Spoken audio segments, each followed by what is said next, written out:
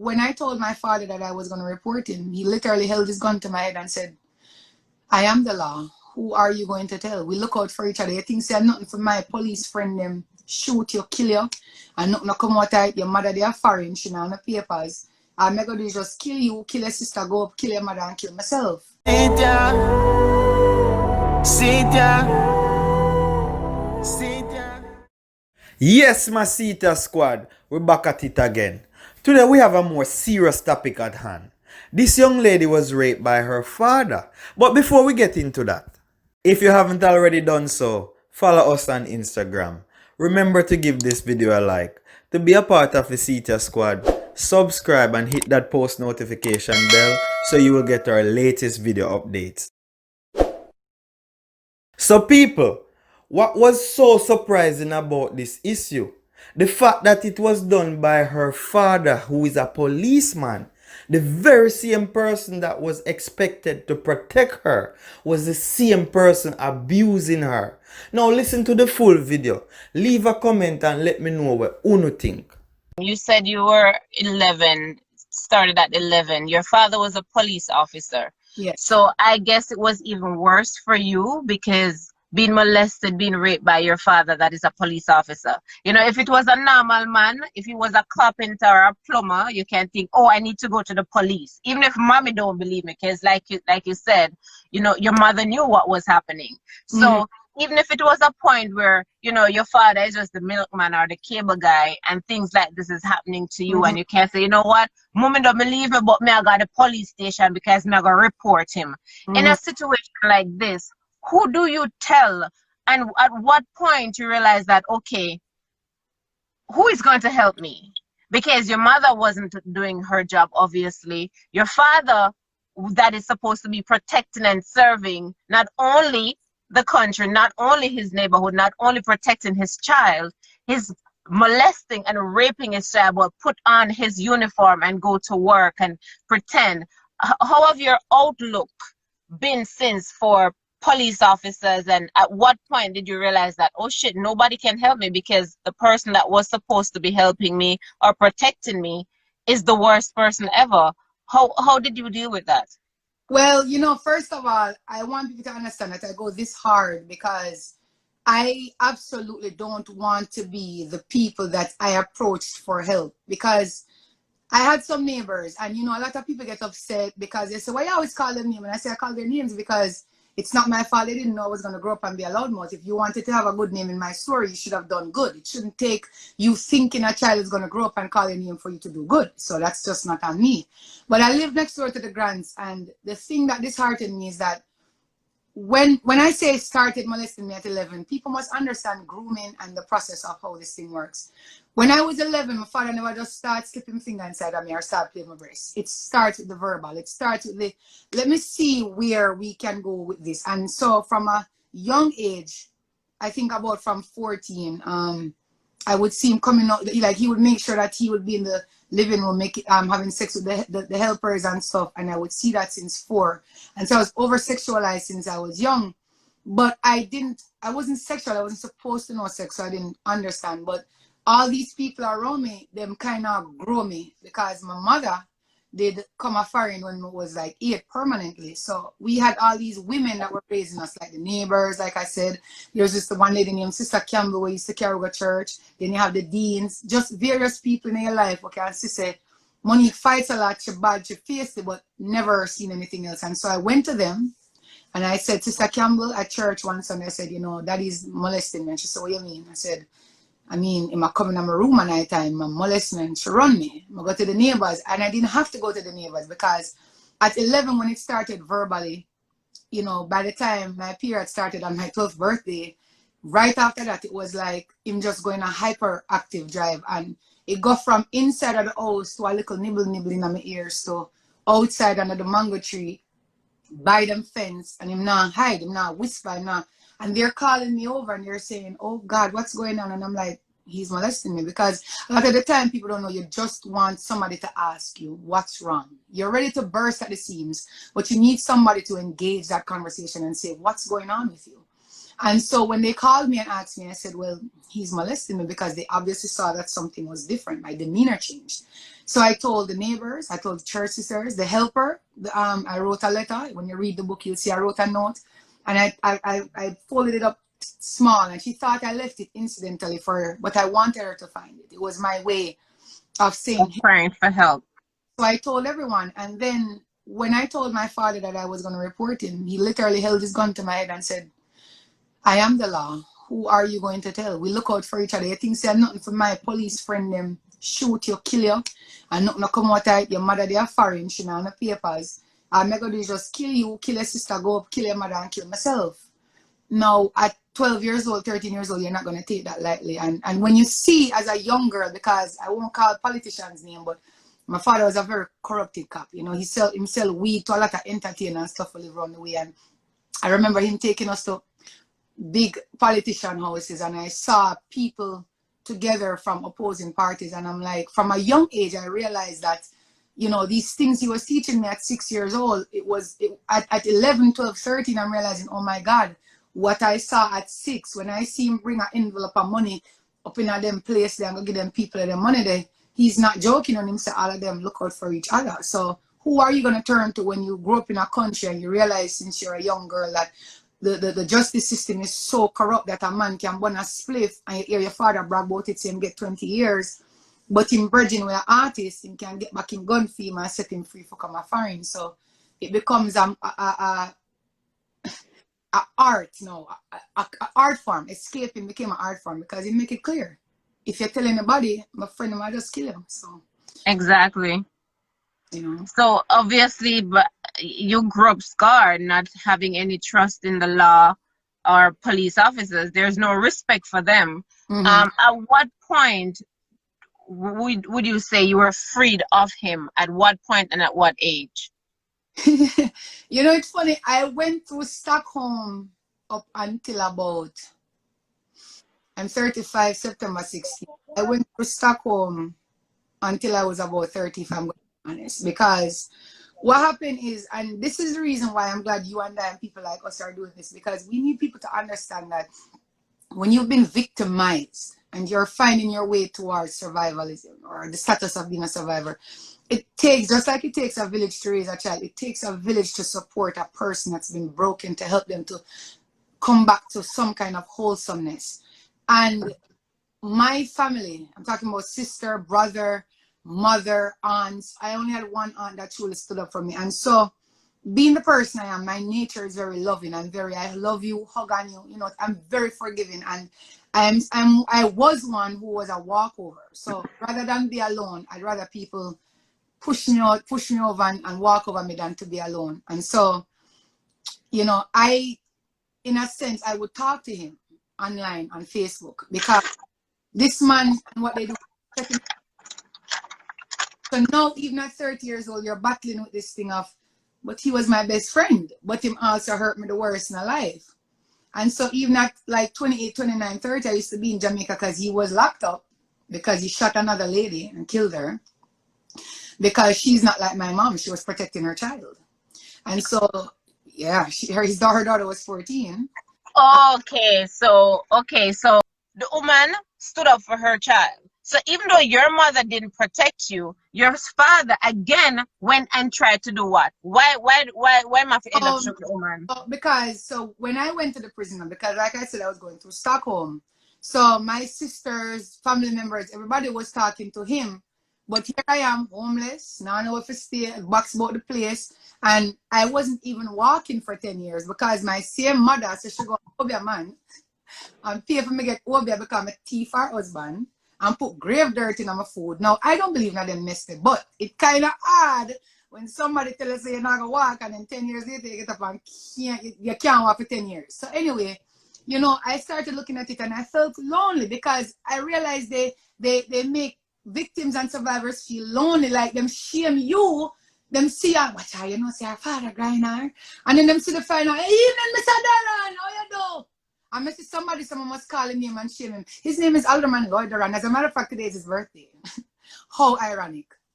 And, you know, I always see people, even Mr. Duran, when me I come up the road, it's I say, she body see, man, Lord God, she just a push up herself. And these are the things that they do. And then them say to me, why it takes so long to talk? How am I going to talk when the society I've seen turns on me and say a big body man me the want, or a that me the want, or me go there, or when me did I wear? No, but you know what? Just stop. Before we even reach a society, the fact that your own mother knew your father was raping you from the age of 11. Oh no, it get deeper. When she met him, he had raped his sister at 16. And she knew that. And she knew that. And because apparently when the video went viral, I found out, I come from a little place in St. Paul, Manchester. And, you know, some little people, when my grandfather Irish, so them think them better than people. But, you know, them couple them people. And it's like they were keeping up this nastiness and all the brothers molest the sister then. And it was okay. And so when me find that out now, and then she tell me, so when she meet him, he was with a teacher lady and he impregnated her 16-year-old daughter. And she did know about it and it did involve in something for dash of the belly from the little girl. So I say, you know, if me put nobody in prison, two on I got prison. Because if me have my child, my daughter, and I find out your father do certain things, if me know you're crackhead tease or somebody are crackhead, me not gonna leave crack around them because them sick. You understand? Me have to do better by not leaving the crack around them. If him go seek him crack, different. But you know, leave the girls, the two girl children, around a man where every time your sister them come at the house, him basically want to hold them down. Every time, everyone at the help of them have sex with them. Everyone at your little niece them come at the house, him basically try to get crack. That is a man that is too... It's sick. A problem. So you don't... He's sick. With him like no, but just the fact that, no, but your mother's sick as well, because the fact that she's going to make a remark that you thief our man. And, you know, because I have someone just said, boy, this too sad for me to listen to. And you know what? The truth is sad. The reality is sad. But what I want to ask them is, if it's sad for you, listen to, imagine the person who have to live with it.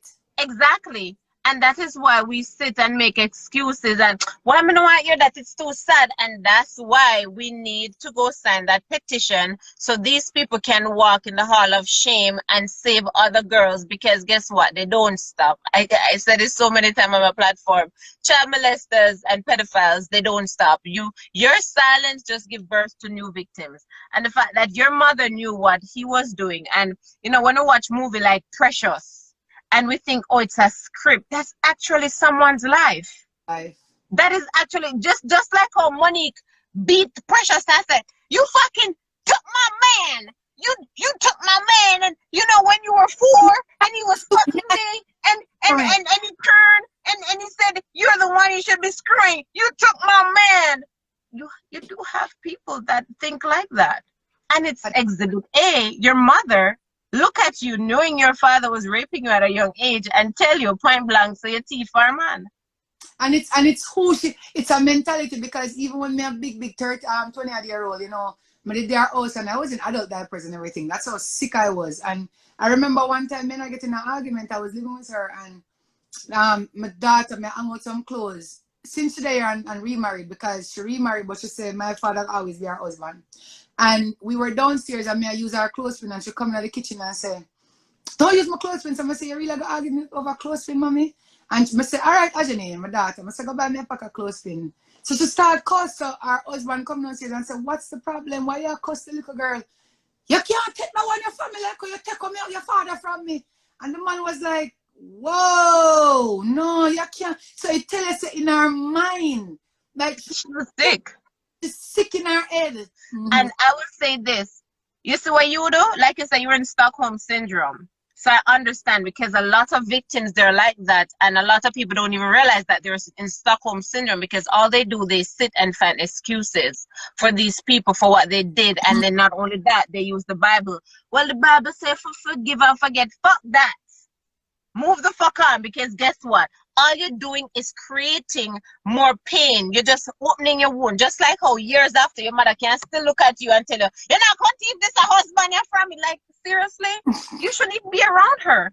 And the thing now, because like I said, see, I'm married now, and I have a wife, and anybody that doesn't like that, that's just too tough. But you know, that young lady has helped me and taught me, because when she came in, I was like so desperate for love, and She sung and she said, you know, sister, them not like you. You have to learn to protect your energy. You have to protect your energy, and it's okay that you are like that, but they're not worth it. So you know, I don't know, my mother black, everybody black, auntie black, uncle black, everybody is black because, like you said, I'm a earthy like you. I'm very logical and practical, and if it don't make sense, it don't make sense. So before, it was actually the arguments were actually the, I still love you and I want to fix it. So you know what I'm saying? When a person arguing because I'm not care, me used to care still, and me still want to love them and say, I forgive you. I see my mother walk with bagging on the road and my tears roll on my eye because I know say everything she wish for me, I'm to her. Them just take out one knee, they both take out the next thing. Like everything she wish bad for me. And even then, I still not feel good or I still not, you know, joyous night. And I say, yeah, man, you fucker, you look. I'm not like that. But No, I'm not like that, but me still not care. I know her. Me not care. Me that listen, me that Jamaica, me say me I drive a miss my mother stand up on the road and me pass her. I me not pass her like, yeah, you see me I driving a car, so me pass her. No, me just literally pass her like other pass a stranger. Me just not care. I said God, you know, me say universe, whatever.